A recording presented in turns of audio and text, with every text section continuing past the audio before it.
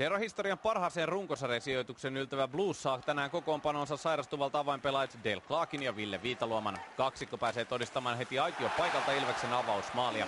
Uransa toiseksi viimeistä kotiottelua pelaava Raimo Helminen heittää kiekon laitaan ja Miikka Männikön kuti yllättää Bernd Brückelerin ylivoimalla, kun vajat 4 minuuttia on pelattu.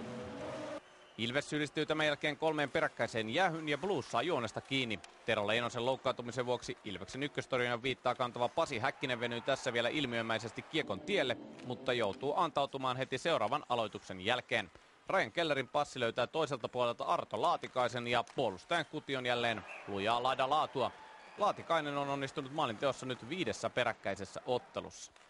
Seuraava maali Hakametsässä nähdään toisen erän alussa. Oskar Osala varmistelee tulokkaiden pistepörssin voittoa siivoamalla Kami Miettisen kurin Häkkisen selän taakse. Täysosumaan vaasalaisille kauden 17. Toinen erä tuo tullessaan vielä 2 maalia. Pasi Määttänen ohjaa ensin Matt Nickersonin passin ylivoimalla maalin perukoille. Ja tämän jälkeen vuoron saa se vieraileva jääkiekkojoukkue. Arto Laatikainen tulittaa yli ja Tomi Sallinen survoo pomppivan lätkän etukulmasta sisään. Tilanne 2 erän jälkeen 2-3. Päätöserän alussa joukkueiden tulisielut Sami Torkki ja Rami Alanko löytävät toisensa. Viime kaudella Elitserinissä kohdanneet pelurit säästyvät tällä kertaa suihkukomennuksilta. Torkille 2+10 ja Alangolle 2+2 minuuttia.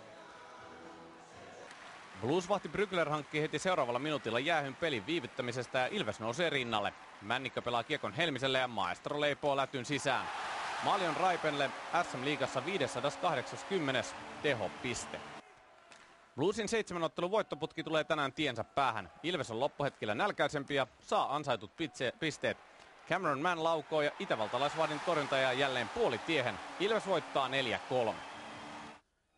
Ottelun vakuuttajaksi valittiin yllätys ja ties monettako kertaa tällä kaudella Raimo Helminen.